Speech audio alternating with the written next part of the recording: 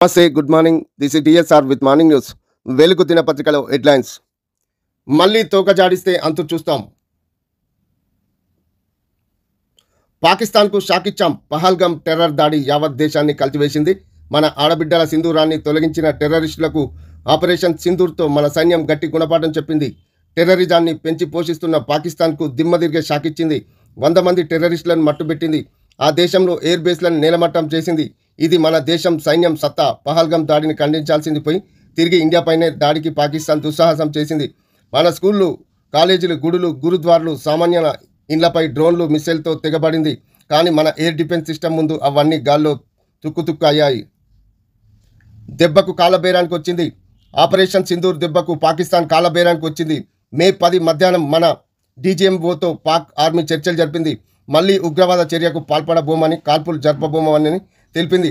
కాల్పుల విరమణ ఒప్పందం అమలు చేయాలని ప్రాధేయపడింది. కానీ మేము ఒప్పుకోలేదు. పాకిస్తాన్ నుంచి స్పష్టమైన హామీ వచ్చిన తర్వాతే చర్చించుకొని సీజ్ ఫైర్కు ఓకే చెప్పాం.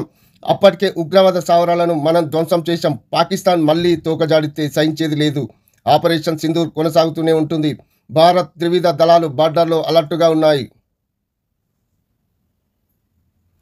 ఇండియాపై ఒక్క టెర్రర్ అటాక్ జరిగినా వదలం. పాకిస్తాన్కు ప్రధాని నరేంద్ర మోదీ స్ట్రాంగ్ వార్నింగ్. టెర్రరిజాన్ని పెంచి పోషిస్తున్నోళ్లను కూకటివేళ్లతో పీకి పడేస్తాం. న్యూక్లియర్ బ్లాక్ మెయిలింగ్కు పాల్పడితే సహించం. పాక్తో ఎలాంటి చర్చలు జరిపినా అది టెర్రరిజం పైనే, ఏం మాట్లాడినా అది పీఓకే పైనే ఉంటుంది. ఆపరేషన్ సింధూర్తో ఇండియా సత్తా చాటినం. 100 మంది టెర్రరిస్టులను మట్టుబెట్టినాం. పాక్ కాలబేరానికి వస్తేనే సీజ్ ఫైర్కు అంగీకరించాం.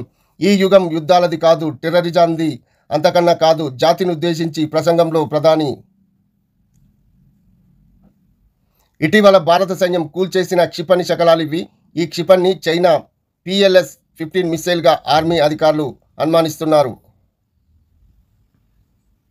ఇండియాపై ఇక నుంచి ఒక్క టెర్రర్ అటాక్ జరిగినా అంతు చూస్తామని ప్రధాని నరేంద్ర మోదీ పాకిస్తాన్ హెచ్చరించారు. ఉగ్రవాదాన్ని పెంచి పోషిస్తున్న అందరికీ కూకటివేళ్లతో పీకి పడేస్తామని వార్నింగ్ ఇచ్చారు. టెర్రరిజం ఏ రూపంలో ఉన్నా వదిలిపెట్టే ప్రసక్తి లేదని తేల్చి చెప్పారు. ఆపరేషన్ సింధూర్ అనంతరం ఆయన తొలిసారి సోమవారం జాతిని ఉద్దేశించి మాట్లాడారు. న్యూక్లియర్ బ్లాక్మెయిలింగ్కు పాల్పడితే సహించేది లేదని తీవ్ర హెచ్చరికలు జారీ చేశారు. ఇండియా నిర్ణయాలకు అనుగుణంగానే చర్చలు సాగుతాయని, ఇందులో ఎలాంటి అనుమానం లేదని స్పష్టం చేశారు. పాకిస్తాన్తో ఇక నుంచి ఎలాంటి చర్చలు జరిపినా అది టెర్రరిజం పైనే ఉంటాయని, ఏం మాట్లాడినా అది కేవలం పీఓకే అంశమే ఉంటుందని తేల్చి చెప్పారు. అణుశక్తి, అణ్వాయుధాల ఆధారంగా టెర్రరిజాన్ని ప్రోత్సహిస్తే ఎట్టి పరిస్థితుల్లో వదలబోమని, ఇండియన్ ఆర్మీ సత్తా ఏంటో ఆపరేషన్ సింధూర్తో పాకిస్తాన్కు రుచి చూపించామని తెలిపారు. టెర్రరిస్టులను పెంచి పోషిస్తున్న వాళ్ళు అస్సలు వదలబోమని స్పష్టం చేశారు. ఆపరేషన్ సింధూర్లో భాగంగా ఇండియన్ జరిపిన దాడులో టెర్రరిస్టులు చనిపోతే వారి అంత్యక్రియలకు ఆర్మీ అధికారులు అటెండ్ అయ్యారని ఫైర్ అయ్యారు. టెర్రరిజాన్ని పాకిస్తాన్ పెంచి పోషిస్తుందనడానికి ఇదే నిదర్శనమని తెలిపారు. బార్డర్లో పాక్ డ్రోన్లు, సాంబా సెక్టార్లో దాడులకు యత్నం, గాల్లోనే కూల్చేసిన మన సైన్యం. ప్రధాని మోదీ ప్రసంగం ముగిసిన కొన్ని గంటల్లోనే పాక్ దుశ్చర్య. సోమవారం రాత్రి సాంబా సెక్టార్లో పాక్ ప్రయోగించిన డ్రోన్లను కూల్చేస్తున్న Indian air defence system. Pakistan మరోసారి రెచ్చిపోయింది. తన వంకర బుద్ధిని చాటుకుంది. జమ్మూ కాశ్మీర్లో సాంబా సెక్టార్లో సోమవారం రాత్రి డ్రోన్లతో దాడులకు యత్నించింది. దీన్ని మన సైన్యం తిప్పికొట్టింది. వాటిని గాల్లోనే కూల్చేసింది. రాత్రిపూట ఆకాశంలో మనం దేశం వైపు డ్రోన్లు రావడాన్ని గమనించామని వెంటనే ఎయిర్ డిఫెన్స్ సిస్టమ్ యాక్టివేట్ చేసి నేలమట్టం చేశామని ఆఫీసర్లు చెప్పారు. సాంబాతో పాటు సమీప పరిసరాల ప్రాంతాల్లో కూడా భారీగా శబ్దాలు వినిపించాయని స్థానికులు తెలిపారు. కాల్పుల విరమణ ఒప్పందం కుదుర్చుకున్న రోజే ఈ నెల 10న రాత్రి దాడులకు యత్నించింది పాకిస్తాన్. ఆదివారం మాత్రం సైలెంట్ అయింది. తిరిగి సోమవారం రాత్రి తన బరితెగింపును ప్రదర్శించింది. అయితే రాత్రి 8 గంటలకు ప్రధాని మోదీ జాతిని ఉద్దేశించి మాట్లాడుతూ పాకిస్తాన్కు గట్టి వార్నింగ్ ఇచ్చామని, ఆయన ప్రసంగం మూసిన కొద్ది గంటల్లోనే పాక్ ఇలా డ్రోన్లతో దాడికి యత్నించగా వాటిని మనం తునాతునకలు చేసింది. యుద్ధం బాలీవుడ్ సినిమాలో ఉండదు, దాని గాయాలు తరతరాలు వెంటాడుతాయి. ఆర్మీ మాజీ చీఫ్ నరవనే వారి కంటే దౌత్యానికే ప్రాధాన్యత ఇవ్వాలని వ్యాఖ్య. మా ఎయిర్ బేస్లపై భారత్ దాడి నిజమే. పాకిస్తాన్ డిప్యూటీ PM ఇషాక్ దార్ మిలిటరీకి కూడా భారీ నష్టం జరిగింది. పాక్ ఆర్మీ ప్రతినిధి. టెస్టులకు Kohli goodbye. India test క్రికెట్లో ఓ అద్భుతం అంకానికి తెరపడింది. లెజెండరీ క్రికెట్ టీమిండియా మాజీ కెప్టెన్ విరాట్ కోహ్లీ టెస్టు ఫార్మాట్కు సోమవారం రిటైర్మెంట్ ప్రకటించారు. 14 ఏళ్ల సుదీర్ఘ కెరీర్లో ఆటగాడిగా, కెప్టెన్గా జట్టుకు ఎన్నో విజయాలు అందించిన కోహ్లీ ఇకపై వన్డే ఫార్మాట్లోనే దేశానికి ప్రాతినిధ్యం వహించనున్నాడు. విరాట్ 123 మ్యాచ్లు ఆడి 9,230 రన్స్ చేశాడు. 30 సెంచరీలు, 31 హాఫ్ సెంచరీలు సాధించాడు. 7 డబుల్ సెంచరీలు కూడా కొట్టాడు. కెప్టెన్గా 68 మ్యాచ్ల్లో జట్టుకు 40 విజయాలు అందించాడు. 17న ఐపీఎల్ రీస్టార్ట్. ఇండియా పాకిస్తాన్ మధ్య ఉద్రిక్తల కారణంగా నిలిచిపోయిన ఐపీఎల్ 18 సీజన్ను ఈ నెల 15 నుంచి తిరిగి ప్రారంభించనున్నట్టు బీసీసీఐ ప్రకటించింది. జూన్ 3న ఫైనల్ నిర్వహించినట్టు తెలిపింది. పంజాబ్, ఢిల్లీ మధ్య జరిగిన పోరు సహా 17 మ్యాచ్ల కొత్త షెడ్యూల్ను సోమవారం ప్రకటించింది. అణుయుద్ధాన్ని ఆపిన పాక్ భారత్ కాల్పుల విరమణం ఒప్పుకునేలా చేసిన, లేదంటే వాణిజ్యం ఆపేస్తానని చెప్పిన ట్రంప్, భారత్ పాకిస్తాన్ మధ్య అణుయుద్ధం రాకుండా అడ్డుకున్నామని అమెరికా అధ్యక్షుడు డొనాల్డ్ ట్రంప్ చెప్పారు. ఆ రెండు దేశాలకు చాలా న్యూక్లియర్ వెపన్లు ఉన్నాయని, పరిస్థితి అణుయుద్ధం వరకు దారి తీసి ఉండేదన్నారు.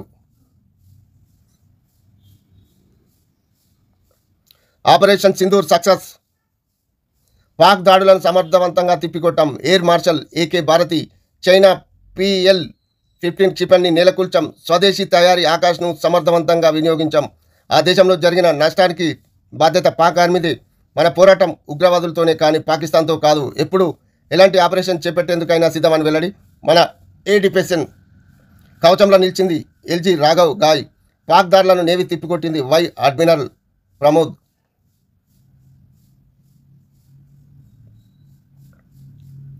బుద్ధవనంలో అందాల తారలు.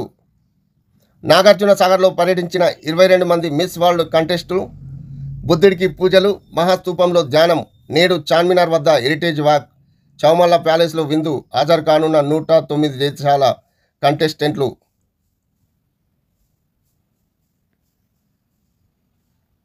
$3 లక్షల కోట్ల పెట్టుబడులు, 1,00,000 పైగా ఉద్యోగాలు. 2023 డిసెంబర్ నుంచి ఇప్పటి వరకు రాష్ట్రం సాధించిన ఘనత. అనేక రంగాల్లో తెలంగాణకు first place. CM Revanth Reddy, తెలంగాణను $1 ట్రిలియన్ ఆర్థిక వ్యవస్థగా మార్చుకుందాం. మౌలిక సదుపాయాల కోసం డ్రై పోర్ట్లను ఏర్పాటు చేస్తాం. మరిన్ని అంతర్జాతీయ కార్యక్రమాలకు హైదరాబాద్ వేదిక అవుతుందని వెల్లడి. ఆర్థిక వృద్ధి, పెట్టుబడులు, ఉద్యోగ కల్పనతో పాటు అన్ని వర్గాల సంక్షేమానికి ప్రభుత్వం కట్టుబడి ఉందని సీఎం రేవంత్ రెడ్డి తెలిపారు. తెలంగాణ అన్ని రంగాల్లో అభివృద్ధి చేసేందుకు కృషి చేస్తామని చెప్పారు. 2023 డిసెంబర్ నుంచి ఇప్పటి వరకు తెలంగాణ రాష్ట్రం 3 లక్షల కోట్ల పెట్టుబడులను ఆకర్షించిందని, 1,00,000 పైగా ఉద్యోగాలు కల్పించిందన్నారు. దావోస్లో జరిగిన వరల్డ్ ఎకనామిక్ ఫోరం సమావేశం ఇతర దేశాల్లో పారిశ్రామికవేత్తలతో చర్చల ద్వారా తెలంగాణ పెట్టుబడులను ఆకర్షించడంతో దేశంలోనే అగ్రస్థానంలో ఉందని పేర్కొన్నారు. మార్కెట్లు జూమ్. భారత్ పాక్ సీజ్ ఫైర్తో బుల్స్ జోరు. కలిసొచ్చిన US China trade deal. Nifty సుమారు 4% పెరిగింది. అన్ని సెక్టార్లు ఇండెక్సర్లు లాభాల్లోనే. గత 4 ఏళ్లలో బెస్ట్ డే. ఒక్క రోజులోనే రూ. 16 లక్షల కోట్లు పెరిగిన ఇన్వెస్టర్ల సంపద. అమెరికా చైనా టారిఫ్ వార్కు 90 రోజులు బ్రేక్. స్విట్జర్లాండ్ వేదికగా జరిగిన చర్చల్లో ఇరు దేశాల నిర్ణయం. 115% సుంకాలు తగ్గింపు కోసం అంగీకారం. అమెరికా చైనా మధ్య కొన్ని నెలలుగా కొనసాగుతున్న టారిఫ్ వార్కు తాత్కాలికంగా బ్రేక్ పడింది. పరస్పరం విధించుకున్న ప్రతీకార సుంకాలను 90 రోజుల పాటు వాయిదా వేసేందుకు సోమవారం స్విట్జర్లాండ్లో జెనీవాలో జరిగిన ఇరు దేశాల ప్రతినిధుల సమావేశంలో అంగీకరించాయి. చర్చల ద్వారా ట్రేడ్ సమస్యను పరిష్కరించుకోవాలని నిర్ణయించుకున్నాయి. ఈనాడు దినపత్రికలో హెడ్లైన్స్. పాక్ కాళ్ళ బేరానికి వచ్చింది. ఆ దేశం గుండెపైనే కొట్టాం. ఉగ్ర సౌదాలనే కాదు, వారి నైతిక స్థైర్యాన్ని కూల్చేశాం. భారత్ దాడులు తట్టుకోలేక దిగొచ్చారు. ఇప్పుడున్నది విరామమై వారి వైఖరి చూశాక తదుపరి కార్యాచరణ. ఉగ్రవాదం ఆక్రమిత కాశ్మీర్ పైనే మాత్రమే చర్చలు. సింధూరం తుడిచిన పరిణామం ఏంటో ముష్కర్లకు తెలిసి వచ్చింది. నవయుగ యుద్ధంలో పాకును మట్టి కర్పించాం. స్వదేశీ ఆయుధ శక్తి చాటి చెప్పాం. జాతిని ఉద్దేశించి చేసిన ప్రసంగంలో ప్రధాని నరేంద్ర మోదీ. ఉగ్రవాదం చర్చలు, ఉగ్రవాదం వాణిజ్యం ఒకేసారి సాధ్యం కావు. ఒకే చోట నీళ్లు రక్తం ప్రవహించవు. భారతదేశాన్ని, ప్రజలను రక్షించుకోవడానికి ఎంత పెద్ద నిర్ణయానికైనా వెనకాడబోం. పాక్ సైన్యం, అక్కడి ప్రభుత్వం ఉగ్రవాదానికి ఎలా నీళ్లు ఎరువు వేస్తున్నాయో అలాగే అవి కూడా ఏదో ఒకరోజు ఆ దేశాన్ని కూడా అంతం చేస్తాయి. పాకిస్తాన్ తనను తాను కాపాడుకోవాలంటే ఉగ్రవాద వ్యవస్థల్ని ధ్వంసం చేయాల్సిందే.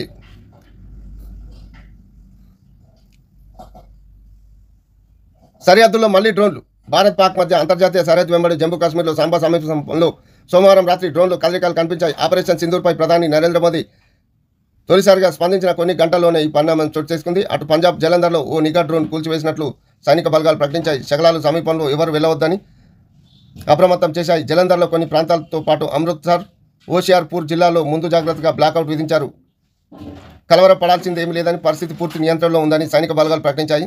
పరిమిత సంఖ్యలో వచ్చిన డ్రోన్లను నిర్వీర్యం చేసినట్టు తెలిపాయి. ముందు జాగ్రత్త చర్యగా మాతా వైష్ణవి దేవాలయం ఆలయ గుహం వద్ద అక్కడి నుంచి రైలు మార్గం వెంబడి విద్యుత్ దీపాలను నిలిపివేశారు. ఢిల్లీ నుంచి అమృత్సర్కు వెళ్లాల్సిన ఇండిగో విమానాన్ని కొంత దూరం వెళ్ళాక తిరిగి వెనక్కి మళ్లించారు. అశక్త సైనికాధ్యక్షుడి అస్తిత్వ ఆరాటం. ప్రశాంత కాశ్మీర్లో కల్లోలానికి పాక్ ఆర్మీ చీఫ్ మునీర్ కుయుక్తులు. భారత్ పాక్ అనుయుద్ధాన్ని మేమే ఆపాం, మీతో బోలెడు వ్యాపారం చేస్తామని ఇద్దరికీ చెప్పాం. కాల్పుల విరమణ శాశ్వతమని భావిస్తున్న ట్రంప్. అమెరికా అధ్యక్షుడి వ్యాఖ్యల్ని తిప్పికొట్టిన భారత్. సింధూర్ విజయవంతమైంది, పాక్తో నష్టానికి బాధ్యత అక్కడ సైన్యాన్ని.